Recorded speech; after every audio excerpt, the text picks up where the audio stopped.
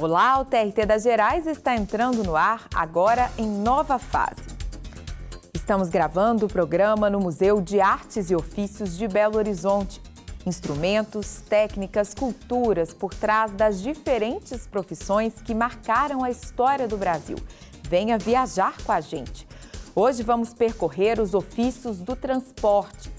Entre as mais antigas embarcações está a canoa, de origem indígena, que era construída inicialmente com um só tronco. A produção passou a ser responsabilidade dos canoeiros e consistia em escavar troncos grossos com fogo e pedras, uma técnica que, com o tempo, se aprimorou. Da canoa, partimos para embarcações mais complexas, produzidas por carpinteiros navais. Mas trabalho duro, que produzia chagas nos ombros, era o dos remeiros, também chamados de burros d'água, que em meio ao esforço e com salários miseráveis, dizem, ainda assim trabalhavam cantando, contando causos e lançando gracejo. O tropeiro se encarregou do comércio à distância, que enfrentava mata, sol, fome e frio e dormia ao relento.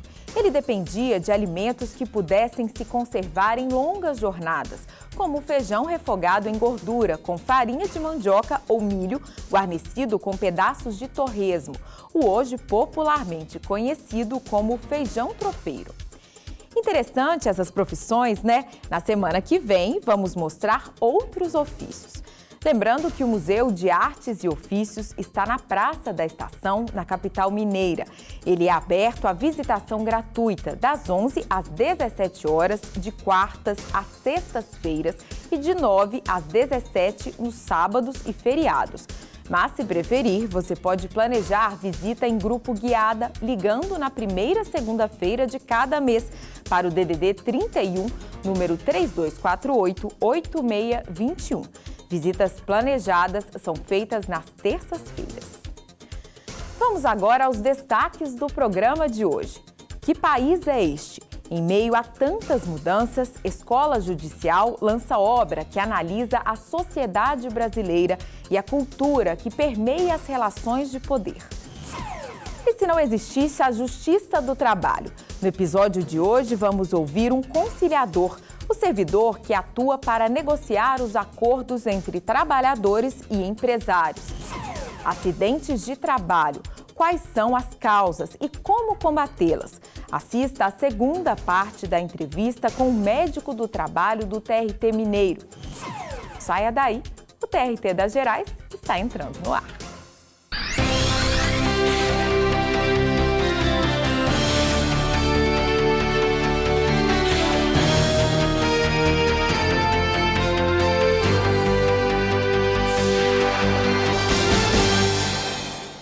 Patrimonialismo, corrupção e desigualdade. Esses são temas de livro lançado por servidor do TRT Mineiro em evento do projeto Leis e Letras, promovido pela Escola Judicial desse tribunal.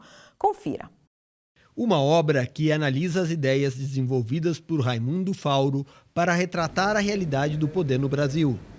Estamos falando do livro Patrimonialismo no Brasil, Corrupção e Desigualdade, lançada por Rubens Goiatá dentro do projeto Leis e Letras da Escola Judicial do TRT Minas. O autor, que é servidor do TRT, é jornalista e doutor em Sociologia e Política pela Universidade Federal de Minas Gerais.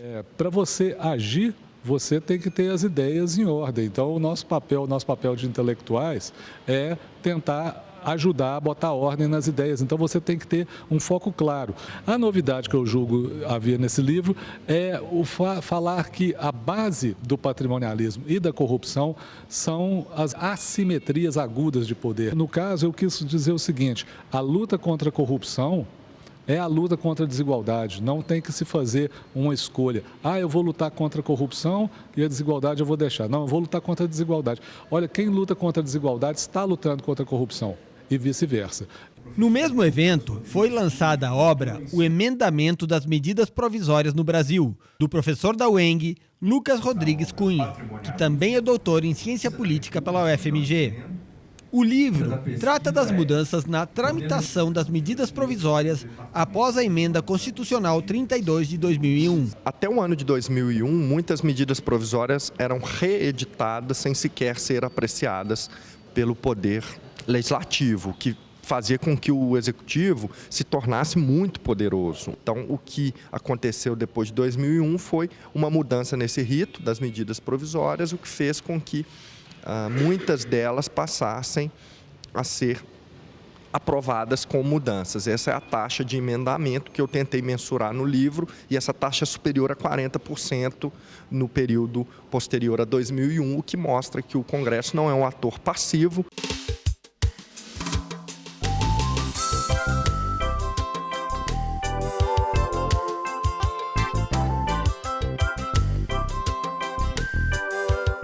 Em agosto, a Semana Nacional de Aprendizagem movimentou todo o país.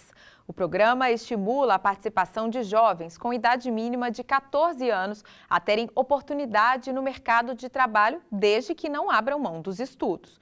Em BH, o TRT Minas, junto com outras entidades, participou do lançamento do programa Descubra. Confira a reportagem. O lançamento foi na Faculdade de Direito da Universidade Federal de Minas Gerais. O programa Descubra tem como objetivo promover o acesso de adolescentes e jovens em condição de vulnerabilidade social a programas de aprendizagem e a cursos de qualificação profissional. O auditório da UFMG ficou lotado. O TRT de Minas apoia essa iniciativa, junto com o MPT, TJ, Senai, Senac e várias outras entidades que fazem parte de uma rede de proteção da criança e do adolescente.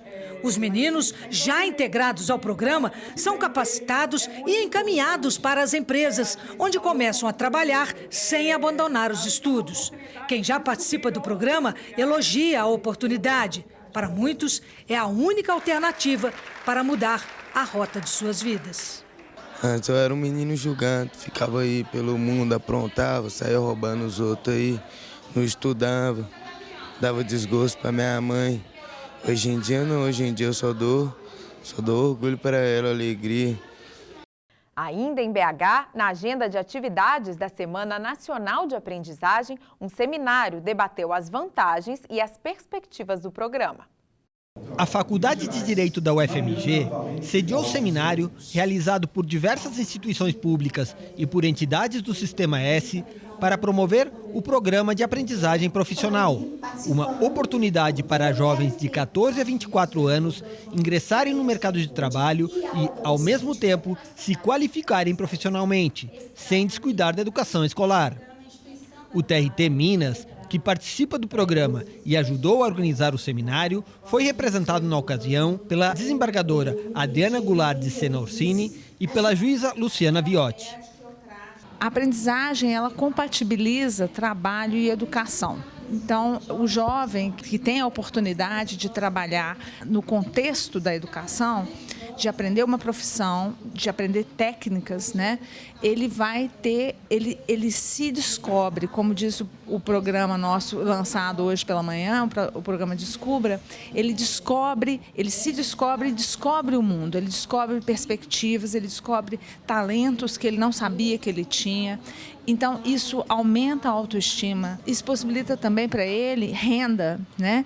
Possibilita que ele tenha satisfeita uma necessidade que, em geral, os jovens que vão para a aprendizagem têm. Os painéis, eles foram compostos tanto por uma versão, uma visão mais, digamos, científica e também com experiências, principalmente uma ocorrida no Distrito Federal, dessa aprendizagem ligada ao socioeducativo. No segundo painel, nós estamos ouvindo depoimentos, tanto de pessoas dos RHs das empresas, quanto também de jovens aprendizes que tiveram oportunidade. Então, realmente é tocante ver a importância do projeto, a importância de se pensar uma aprendizagem numa perspectiva não só de agenda 2030, agenda de ONU, de OIT, mas realmente do futuro. Dados apresentados no seminário apontam para o crescimento de mais de 400% no número de jovens contratados pelo programa nos últimos 9 anos. O evento também trouxe a público experiências emocionantes, como a de Felipe Barros Pessoa. Condenado a 16 anos, ele conheceu o programa dentro da prisão e hoje trabalha numa grande empreiteira. Então a gente tem que mostrar para as pessoas que estão do lado de fora, que ainda não enxergou, que a aprendizagem ela é muito mais do que um projeto. É muito mais do que uma lei escrita. A aprendizagem muda vidas. A minha vida antes, né, no caso dentro do sistema prisional, como eu já havia falado, uma vida assim, sem expectativa, né? A gente não tem essa expectativa porque a gente sempre crê que o dia de amanhã vai ser aquela mesma rotina, passando aquela rotina pesada de se manter detido, né? E a aprendizagem, ela conseguiu levantar a minha cabeça e olhar para frente, né? E foi excepcional. Eu não consigo me enxergar hoje, a minha história hoje, sem a aprendizagem na minha vida. Eu sempre tenho a oportunidade de encontrar com alguém. E quando eles olham para mim, eles falam assim, pô, cara, você mudou mesmo. Porque eles sabiam como eu era antigamente. E eles falam que isso é um incentivo para eles mudar. Para eles mudarem, né? O meu sonho é formar agora na minha faculdade de Direito e poder, né, exercer a minha profissão na MRV, que é a empresa que eu sou contratado. O programa de aprendizagem profissional já garantiu acesso ao mercado de trabalho a 3,5 milhões de jovens no país. Veja o depoimento de quem já viveu essa experiência.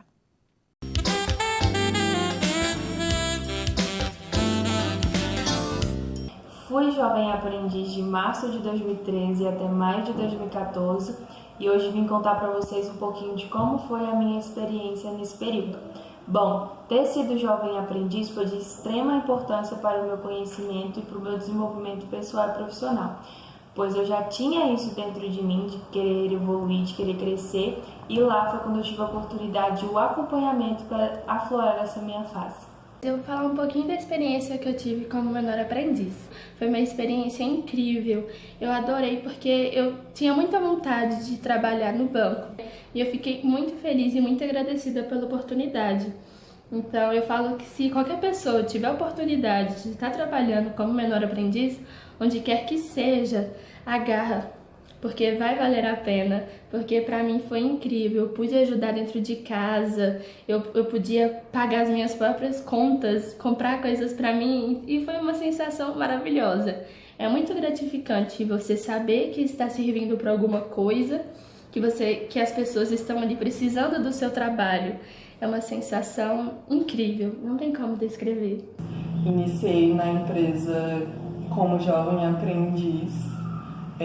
Fiquei por 4 meses e a empresa deu a oportunidade de estagiar, agora estou como estagiária, e a experiência que eu tive no Jovem Aprendiz foi muito enriquecedor para o meu conhecimento, pois lá a gente tem vários cursos e várias coisas que agregam o nosso conhecimento, e também o meu desempenho profissional cresceu bastante com o Jovem Aprendiz.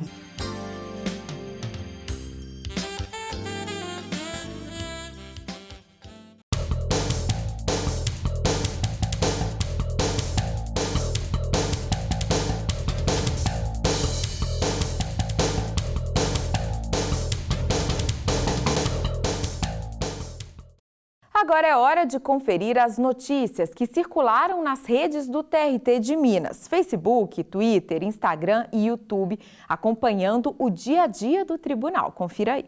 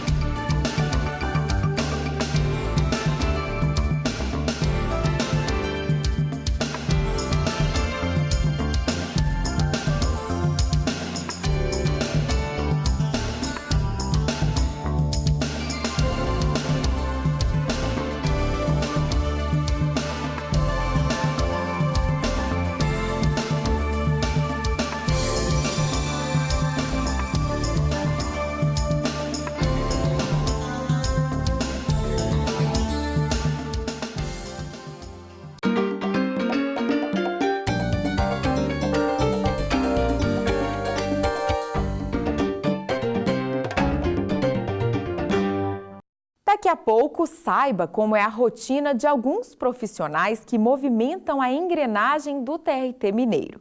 E ainda, e se não existisse a Justiça do Trabalho? Você vai ouvir a opinião de um conciliador. Não saia daí, o TRT das Gerais está no ar.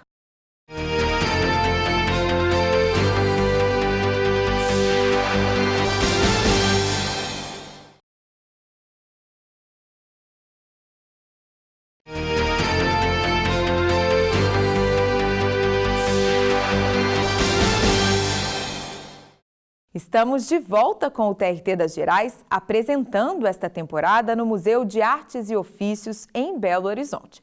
Vale a pena conhecer. Ano passado, a Justiça do Trabalho foi responsável por mais de 3,3 bilhões de reais para os reclamantes. Por trás disso, há uma instituição composta pelo trabalho conjunto de magistrados, servidores, prestadores de serviço e estagiários, que assumem as mais diversas atribuições. Vamos dar uma olhada no que acontece dentro das paredes dos prédios do TRT Mineiro. Esse servidor aí, sabe o que ele faz?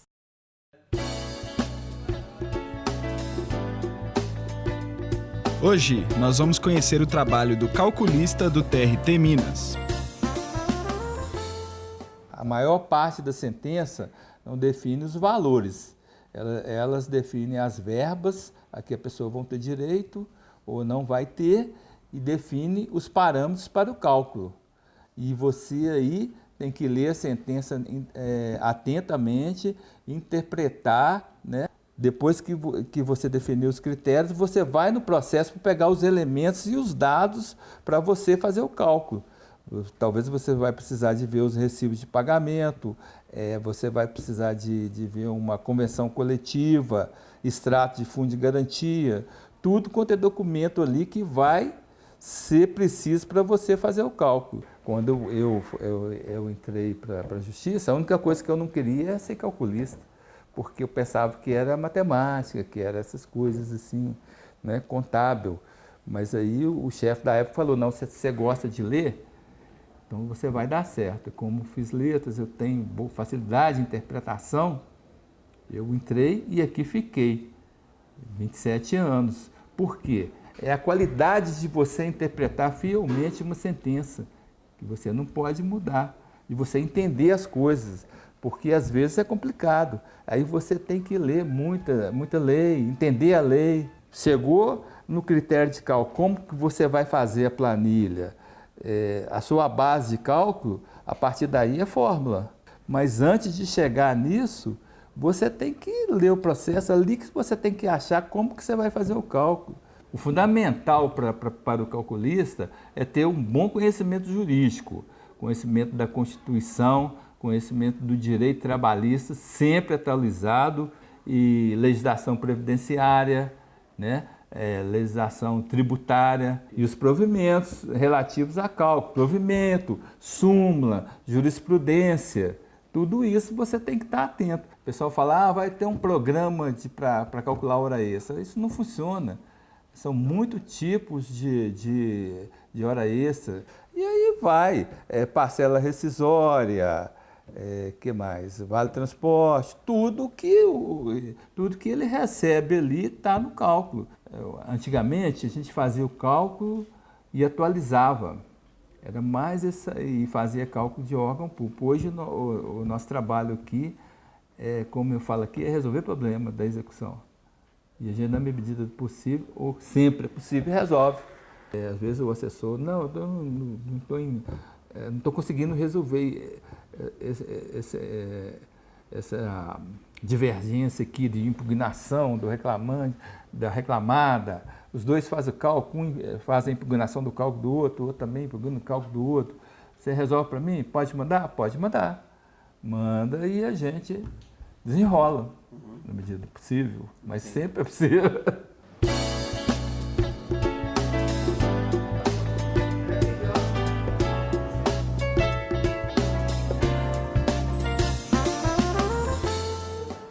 A importância da justiça responsável pelo respeito aos direitos trabalhistas é tema discutido por toda a sociedade. E se não existisse a Justiça do Trabalho? Nos programas anteriores, a defesa desse ramo do judiciário foi feita por um empresário e por um advogado. Hoje vamos ouvir um servidor que atua promovendo acordos. E aí, pessoal, tudo bem? Você já imaginou se não existisse a Justiça do Trabalho? Aham! Você sabia que uma das atribuições da Justiça do Trabalho é promover acordos? Com a palavra, então, aquele que costura esses acordos, o conciliador. A Justiça do Trabalho é uma justiça célere.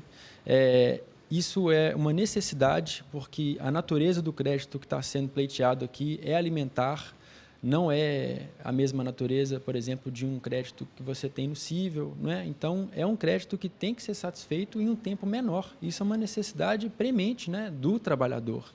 Servidores especializados em causas trabalhistas, magistrados também que lidam somente com esse tipo de relação, né? Para que o trabalhador não seja colocado em condição de privação dos meios necessários à própria subsistência dele. Então, eu sou um defensor da Justiça do Trabalho. Ela é necessária para o nosso país. E não se esqueça, a Justiça do Trabalho está aí para garantir o seu direito. Olho vivo, pessoal! Olho vivo!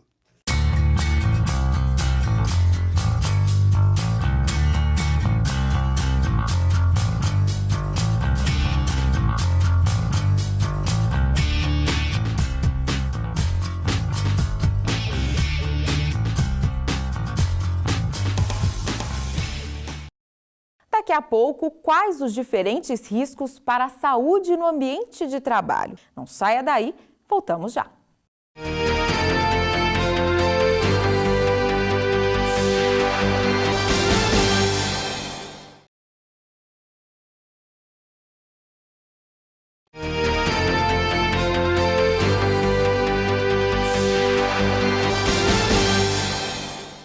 Estamos de volta com o TRT das Gerais no Museu de Artes e Ofícios de BH. Acidentes de trabalho, doenças ocupacionais e do trabalho. O Brasil é o 4º país com o maior número de acidentes no ambiente profissional. Só em 2017 foram mais de 550 mil, de acordo com dados oficiais. Mas a gente sabe que muitos nem são contabilizados. A Justiça do Trabalho, em nível nacional, por meio do programa Trabalho Seguro, assume o compromisso de buscar a conscientização da sociedade para enfrentar esse problema. Mês passado, o TRT das Gerais exibiu 2 depoimentos de vítimas de acidentes de trabalho em solo mineiro, dentro da campanha 25 motivos para prevenir acidentes de trabalho. Essa história não pode se repetir.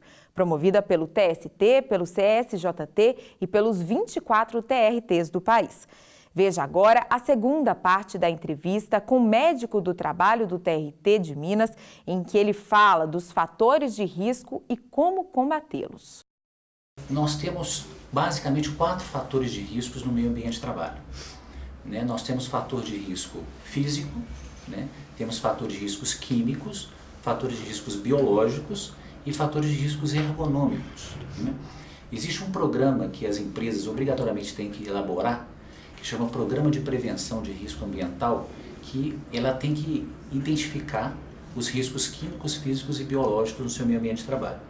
Já um programa de saúde médico, que é o PCMSO, que é o Programa de Controle Médico de Saúde Ocupacional, ele inclui, além desses 3 já citados, que inclui no programa da engenharia, que é o PPRA, ele inclui ainda o risco ergonômico. Uma coisa muito importante nessa área de saúde e segurança do trabalho é a capacitação dos trabalhadores com relação aos agentes de risco aos quais eles estão expostos.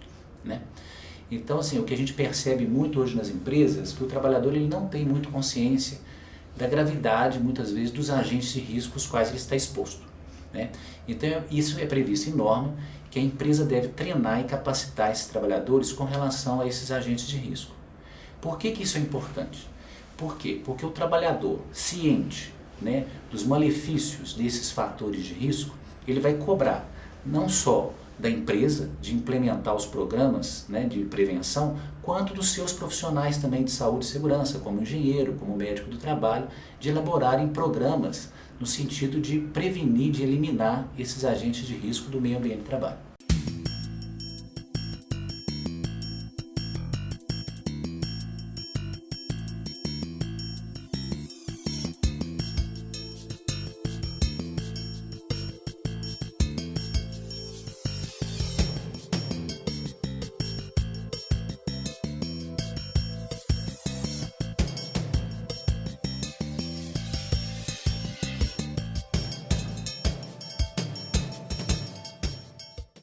E o TRT das Gerais fica por aqui. Para ver mais sobre o TRT Minas, acesse nosso canal no YouTube. Também estamos no Facebook, no Instagram e no Twitter.